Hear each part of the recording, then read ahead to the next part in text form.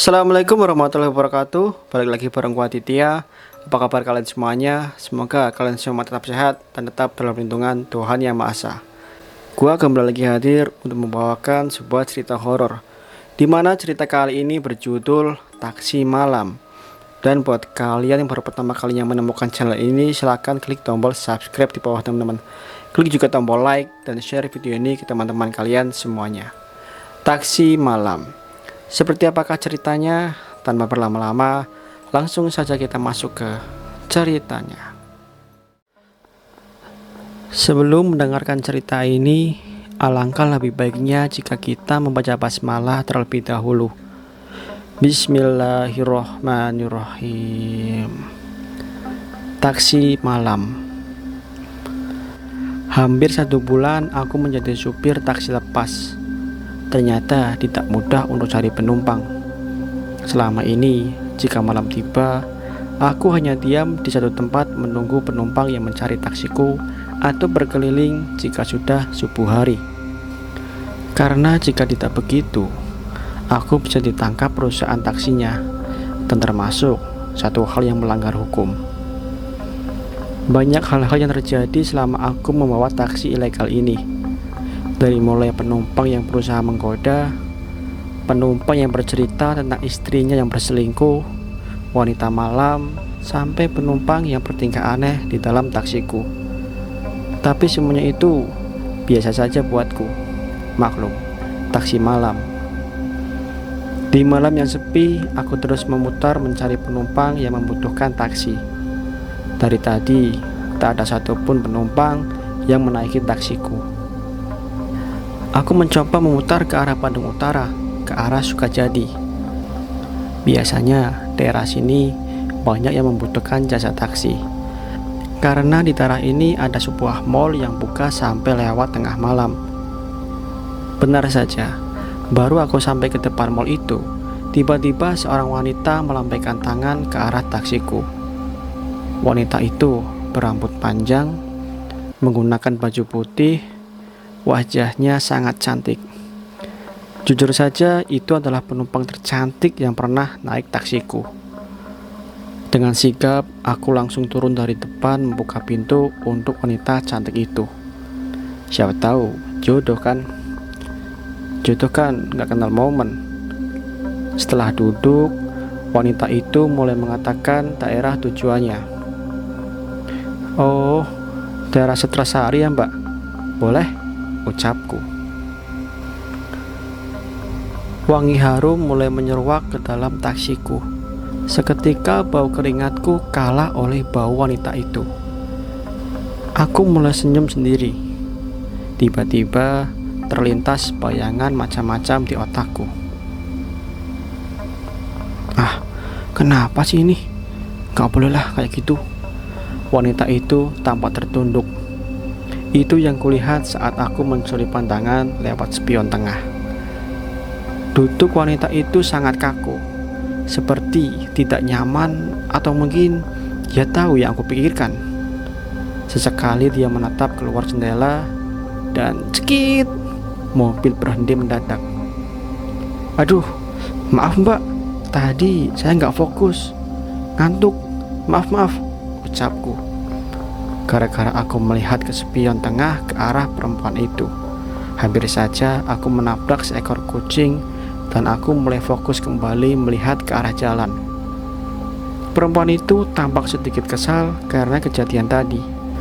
Aku mengetahuinya karena keluhannya yang berdecit di telingaku. Kaca mobil mulai tertutup butiran air.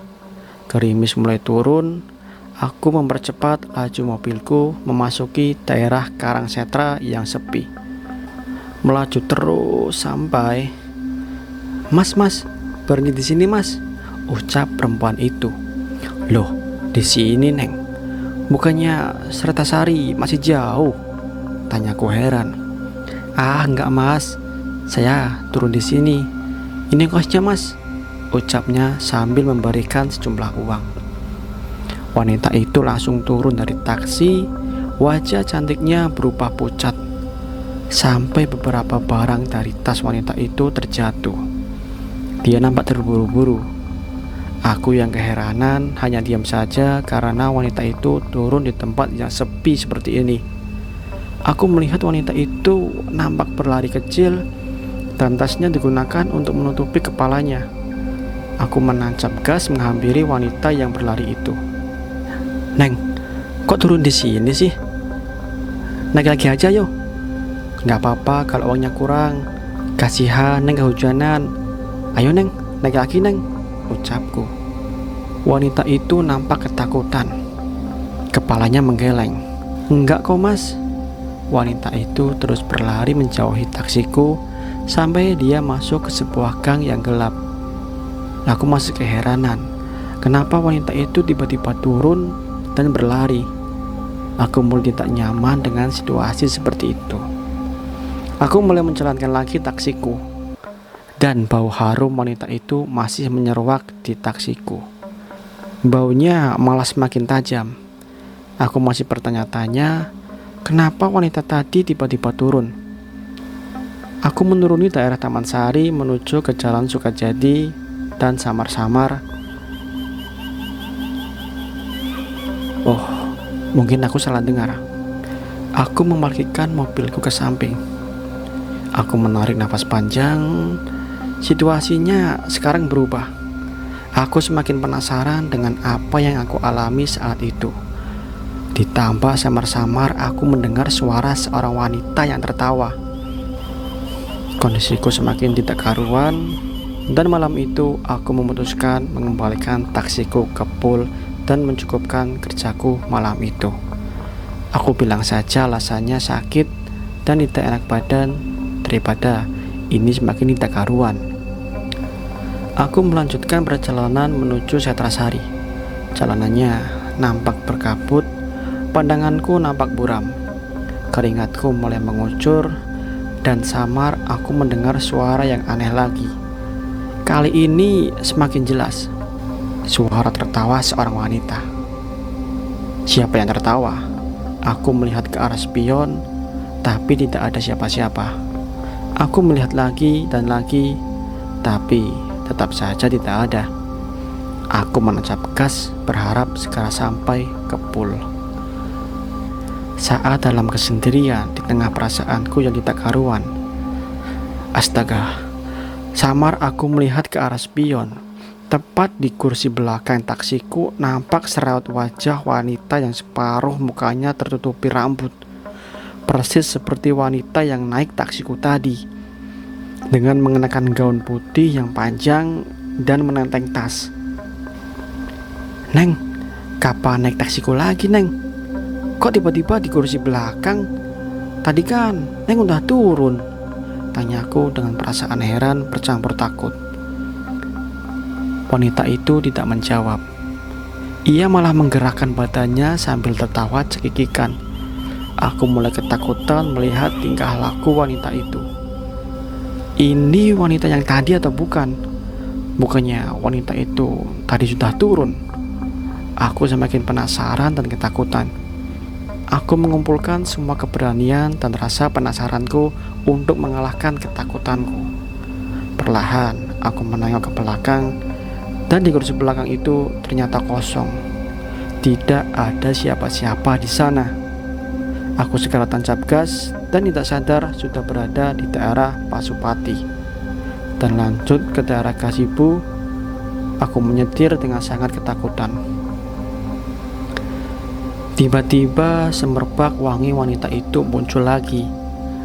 Lalu samar-samar terdengar seorang tengah berbicara dengan nada yang sangat halus. "Kenapa? Bau bunga melati ya? Saya kan baru meninggal. Wajar saja kalau masih bau bunga kuburan." Astaga, di kursi sebelahku sekarang muncul wanita berambut panjang itu. Wanita itu adalah perempuan yang naik taksiku sebelumnya. Muka dan pakaiannya sama. Bau ini ternyata bau bunga kuburan. Wanita itu tertawa cekikikan dengan muka yang sangat pucat. Ternyata setengah lagi wajahnya rusak tidak karuan. Matanya hampir keluar dan banyak bercak darah yang ada di lehernya. Wanita itu melihatku dan perlahan dia menyadarkan kepalanya ke bahuku. Tangannya yang dingin melingkar di lenganku seakan merangkulku. Hantu wanita itu bersandar dan merangkulku sampai brak. Setelah itu, beberapa minggu aku ditahan di kepolisian dan selama 1 bulan aku menjalani perawatan di rumah sakit. Sungguh aku tidak beruntung. Lebih baik mencari pekerjaan yang lain saja. Sekarang aku menjadi bartender di sebuah klub ternama. Setelah beberapa tahun, aku baru tahu kalau sepanjang jalan Sukajadi sering ada sosok hantu wanita yang menampakkan diri, berambut panjang, memakai gaun putih, dan menenteng tas. Katanya, wanita itu adalah korban kecelakaan yang ditabrak beberapa tahun silam, dan dia sering ikut menumpang ke mobil atau motor yang kebetulan lewat pada malam hari dan menuju ke arah Karangsetra. Ya, itulah tadi teman-teman ceritanya. Gimana menurut kalian? Silahkan tulis di kolom komentar. Dimanapun kita berada, sudah sepatutnya kita saling menghormati dan tidak mengganggu satu sama lain. Jaga perkataan, jaga perbuatan. Sampai jumpa di cerita berikutnya.